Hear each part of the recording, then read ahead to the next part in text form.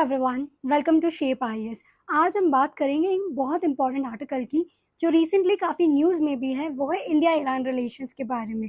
Recently क्या हुआ है, जैसे कि आप सब जानते हैं, छाबर पोर्ट के बारे में, जिसमें ईरान में डेवलप हो रहा है, जो इंडिया हेल्प कर रहा है उस पोर्ट को डेवलप करने के लिए। तो रिसेंटली क्या हुआ है कि इंडिया ने ईरान के साथ 10 ईयर का डील साइन किया है टू मैनेज वन पार्ट और it's one terminal. So this is known as about the Chabahar port, कि छाबर पोर्ट को इंडिया डेवलप करेगा ईरान के अंदर। छाबर पोर्ट बेसिकली एक वार्म वाटर पोर्ट है। इसमें क्या होता है, इसका जो एक टर्मिनल रहेगा that is Shahid Bahishti port. India ने प्रॉमिस किया है कि इंडिया जो है ईरान को $120 मिलियन की जो इन्वेस्टमेंट प्रोवाइड करेगा। साथ ही में इंडिया ने क्रेडिट फैसिलिटी भी प्रोवाइड करी है ईरान को, जो कि है $250 मिलियन। अब ये इंपॉर्टेंट इसलिए है because this is going to be India's route to Afghanistan and to the central Asia. Because India को अफगानिस्तान जाने के लिए पाकिस्तान से जाना पड़ता है, as we all know about India-Pakistan relation.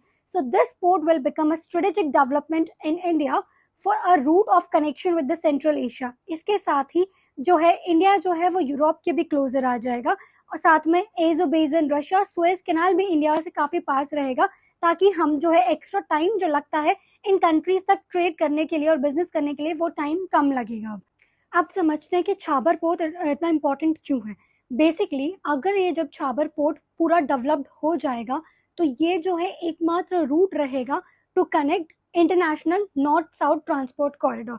साथ ही में जैसे मैंने आपको बताया, इंडिया जो है वो काफ़ी क्लोज आ जाएगा यूरोप के, और एजोबेसिन, रशिया, और साथ ही में हमारा कनेक्शन काफ़ी अच्छा इस्टेब्लिश हो जाएगा सुएज कैनाल पर। सुएज कैनाल बेसिकली जो रूट में ट्रांसपोर्ट के लिए टाइम लगता था इंटरनेशनल ट्रेड और बिजनेस के लिए, वो टाइम अब कम हो जाएगा, मैरीटाइम टाइम काफ़ी कम हो जाएगा। इसलिए जो है इंडिया के लिए काफ़ी इंपॉर्टेंट स्ट्रेटेजिक डेवलपमेंट है छाबर पोर्ट का। यही मैं अगर बात करूं तो छाबर पोर्ट से 200 किलोमीटर दूर, यानी कि अप्रॉक्सीमेटली आपको ग्वादर पोर्ट मिलेगा। ग्वादर पोर्ट कराची पाकिस्तान में है, और यहाँ पर मैसिव इन्वेस्टमेंट हो रहे हैं बाय चाइना। उसकी जो पॉलिसी है स्ट्रिंग ऑफ पर्ल्स के थ्रू, चाइना जो है वो काफ़ी ज़्यादा इन्वेस्टमेंट कर रहा है। जैसे कि श्रीलंका में भी चाइना ने इन्वेस्टमेंट किया है, म्यांमार में भी किया है, बांग्लादेश में भी किया है। तो जो उसकी स्ट्रिंग ऑफ पर्ल्स पॉलिसी है टू एनसर्कल इंडिया, तो उसी के थ्रू चाइना काफी इन्वेस्टमेंट कर रहा है, मैसिव इन्वेस्टमेंट कर रहा है, और अपने मैरीटाइम इन्वेस्टमेंट को भी बढ़ा रहा है। साथ ही में चाइना ने हाल ही में जिबूती पोर्ट को भी इन्वेस्टमेंट देना शुरू किया है, जो जिबूती जो है नियर हॉर्न ऑफ अफ्रीका में आता है। आप समझते हैं कि काटसा क्या होता है और क्यों हम लोग इतना डर रहे हैं यूएस के सैंक्शंस पे। इसको हम थोड़ा डिटेल्ड में समझते हैं। जैसे कि अभी हम सब ने देखा काटसा के बारे में, यानी कि जो यूएस है वो थ्रेटन कर रहा है to apply on the sanctions. CAATSA क्या है? CAATSA it's like countering America's adversaries through sanctions act.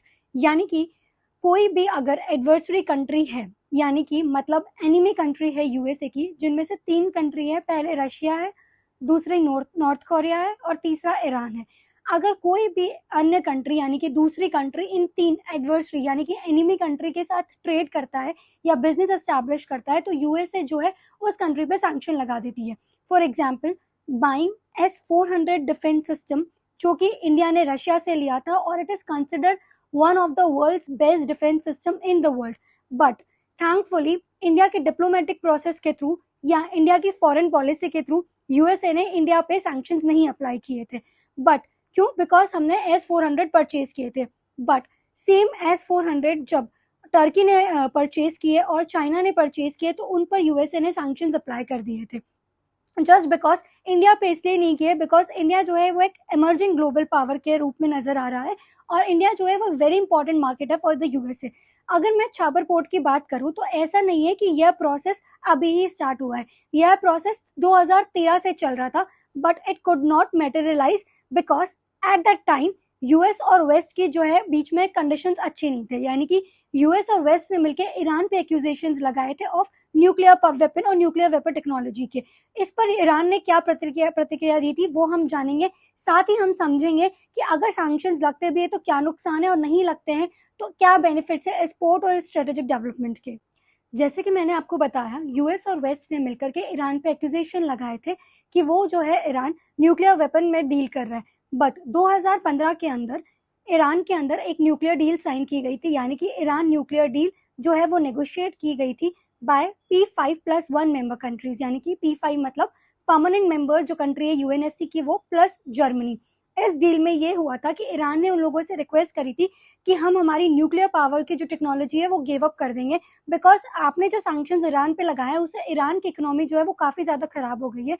It means like वो क्रिपल्ड इकोनॉमी हो चुकी है। इसलिए उन्होंने ये बोला था कि हम लोग जो है वो डिपेंडेंट है ऑयल एक्सपोर्ट्स पे। अगर आप वो सैंक्शन लगा देंगे, हम ऑयल एक्सपोर्ट्स नहीं कर पाएंगे, तो हमारी इकोनॉमी पूरी तरह से बर्बाद हो जाएगी। इसलिए उन्होंने जो है ईरान ने अपनी न्यूक्लियर पावर टेक्नोलॉजी को गिव अप कर दिया था। देन इसके बाद क्या हुआ था कि आज जो प्राइम मिनिस्टर है मिस्टर नरेंद्र मोदी जी, वो उन्होंने विजिट किया था ईरान के अंदर 2016 में, और इस एग्रीमेंट पे साइन किया था। And this agreement was sign that we will develop Chabahar port. But at that point of time, अगर आपने नोटिस किया होगा 2016 के अंदर यूएसए जो था वो अफगानिस्तान में प्रेजेंट था। अफगानिस्तान जो था वो उस टाइम तालिबान के कंट्रोल में नहीं था। तो छाबर पोर्ट को डेवलप करना जो था वो एक ट्राइलेटरल इनिशिएटिव था between Iran, Afghanistan and India. इससे जो है वो तीनों बेनिफिटेड होते। बट यूएसए ने उस टाइम क्या किया, इसलिए यूएसए ने जो है ट्राई नहीं किया to impose the sanctions on India. क्यों? क्योंकि यूएसए चाहता था कि अगर इंडिया डेवलप कर रहा है छाबर पोर्ट तो ये एक अच्छी अपॉर्चुनिटी है, ट्राइलेटरल इनिशिएटिव रहेगा। उस टाइम यूएसए जो था तालिबान में अफगानिस्तान में प्रेजेंट था और तालिबान का कंट्रोल नहीं था। बट नाउ अब सिचुएशन क्या है, थिंग्स हैव चेंज्ड। यूएसए जो है वो अब अफगानिस्तान में नहीं है। अब अफगानिस्तान में किसकी पावर है? तालिबान की पावर है। सो अब जब जो है यूएसए प्रेजेंट ही नहीं है अफगानिस्तान में, वहाँ पर तालिबान है, तो अब यूएसए के पास कोई रीजन नहीं बचा कि वो इंडिया को एग्जाम करे सैंक्शंस लगाने से पहले। बट अब ये डर भी है कि यूएसए जो है वो सैंक्शंस अप्लाई करने के लिए डरा रहा है। इट्स लाइक थ्रेटनिंग इंडिया कि वो सैंक्शंस लगा सकता है। क्यों? क्योंकि इंडिया जो है वो ईरान के साथ डील कर रहा है इनटू द छाबर पोर्ट। पर बात यह है कि एडिटोरियल ऐसा कहता है कि इस एडिटोरियल में ये बताया गया है कि India should not worry any more. क्यों? बिकॉज 2013 के अंदर इंडिया जो था उस पर भी काफी ज्यादा प्रेशर डाला जा रहा था not to buy oil from Iran and Venezuela, और इंडिया उस टाइम भी प्रेशर में नहीं आया था। बिकॉज इन 2018 के अंदर डोनाल्ड ट्रम्प जो थे, प्रेसिडेंट जो थे यूएसए के, उन्होंने जो है यूनिलैटरली विड्रॉ कर लिया था ईरान न्यूक्लियर डील के साथ। और उसके बाद इंडिया ने जो है अपना ऑयल इंपोर्ट जो है ईरान से वो पूरा का पूरा जीरो कर दिया था, कट ऑफ कर दिया था। बट ईरान से तो उन्होंने ऑयल नहीं लिया था, बट इंडिया ने जो है ऑयल लिया था, चीप ऑयल इंपोर्ट किया था रशिया से। बट इंडिया ने एक लेसन जो है वो लर्न किया था कि क्योंकि इंडिया के ऊपर काफी ज्यादा प्रेशर था, एक तो ऑयल नहीं लेने का ईरान से, दूसरा जब जो है इंडिया चीप ऑयल इंपोर्ट कर रही थी रशिया के साथ, उस टाइम भी इंडिया पे काफी ज्यादा प्रेशर था। अगर इंडिया चीप ऑयल इंपोर्ट नहीं करती रशिया से तो हमारा जो ह्यूज जो है वो फॉरेन जो ड्रेन हो जाता, फॉरेन रिजर्व जो है वो ड्रेन हो जाता। इस वजह से इंडिया ने वो प्रेशर नहीं माना था। तो इसलिए इस आर्टिकल में ये बताया गया है कि अभी भी इंडिया को प्रेशर के अंदर नहीं आना चाहिए, इंडिया को जो है वो इन्वेस्ट करते रहना चाहिए।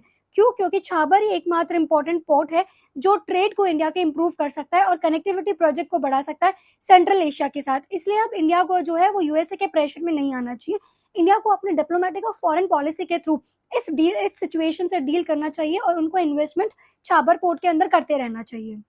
बिकॉज छाबर पोर्ट जो है वो एक काफी ज्यादा स्ट्रेटेजिक डेवलपमेंट है। जैसे मैंने आपको बताया, वो इंडिया को यूरोप के क्लोजर लेकर आएगा, साथ में सुएज कैनाल के भी क्लोजर लेकर आएगा।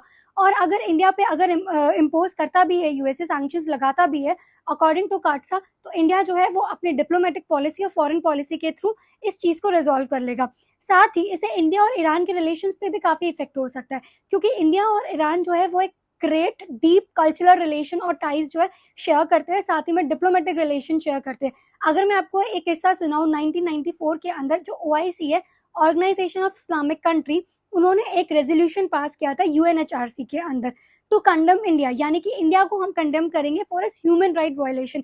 ऐसा ईरान ने बोला था कि उस टाइम इंडिया के अंदर जो है ह्यूमन राइट वायलेशन हो रहे थे, तो उन्होंने एक रेजोल्यूशन लेकर आया था यूएनएचआरसी के अंदर, और उन्होंने कहा था कि हम इस रेजोल्यूशन को टेबल पे रखेंगे यूएनएचआरसी के अंदर।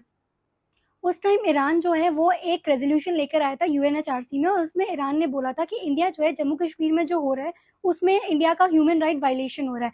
बट जो हमारे फॉरेन मिनिस्टर थे इंडिया के उस टाइम, उन्होंने लेटर लिया हमारे प्राइम मिनिस्टर से जो उस टाइम नरसिम्हा राव जी थे, और उन्होंने ईरान लेकर गए वो उस लेटर को, और उसमें उन्होंने ईरान के प्रेसिडेंट को दिया वो लेटर। और साथ ही में ये बोला, इस लेटर के अंदर ये था कि लाइक उन्होंने ऐसा कहा था कि आप प्लीज जो है उस रेजोल्यूशन को पास मत होने दीजिए, और इंडिया जो है वो सपोर्ट करेगा ईरान को हर तरह से। बट उन्होंने जो है अगर वो अप्रूव्ड हो जाता उस टाइम यूएनएससी के थ्रू, तो यूएनएससी जो है इंडिया पे सैंक्शंस अप्लाई कर देता। इसलिए उन्होंने जो है ईरान ने पूरी ओआईसी यानी कि जो ऑर्गेनाइजेशन थे उसमें अनानिमिटी से इस रेजोल्यूशन को पास नहीं होने दिया था, यानी कि सर्व सहमति नहीं मिली थी। और जब सर्व सहमति से वो रेजोल्यूशन पास ही नहीं हुआ था, तो जो है यूएनएचआरसी वो यूएनएससी जो है वो इंडिया के अंदर सैंक्शंस नहीं अप्लाई कर पाई थी। तो इससे ये एस्टैब्लिश होता है कि इंडिया और ईरान ने हमेशा एक दूसरे का साथ दिया। जब इंडिया को जरूरत थी ईरान की, तो ईरान ने जो है वो उनका पूरा का पूरा साथ दिया था। तो इससे ये था कि इसलिए इंडिया ने भी हमेशा ईरान को सपोर्ट किया है, क्योंकि दोनों जो है एक डीप कल्चरल टाइज शेयर करते हैं, और साथ में ईरान जो है वो इमर्जिंग कंट्री नजर आ रही है, और इमर्जिंग कंट्री है भी, वो इन स्ट्रॉन्ग प्लेयर है मिडल ईस्ट पॉलिटिक्स के अंदर। दैट इज वाई जो हमारे प्राइम मिनिस्टर जी हैं मोदी जी, वो हमेशा इतने टाइम गल्फ कंट्रीज में जाते हैं, जस्ट बिकॉज कि वो एक स्ट्रॉन्ग रिलेशन स्टैब्लिश कर सके बाकी कंट्रीज के साथ। सो ये था आज का आर्टिकल के बारे में, इंडिया ईरान के रिलेशंस के बारे में, साथ ही चाबर पोर्ट के बारे में जो इतना ज्यादा इंपॉर्टेंट है अपने स्ट्रेटेजिक डेवलपमेंट को लेकर के।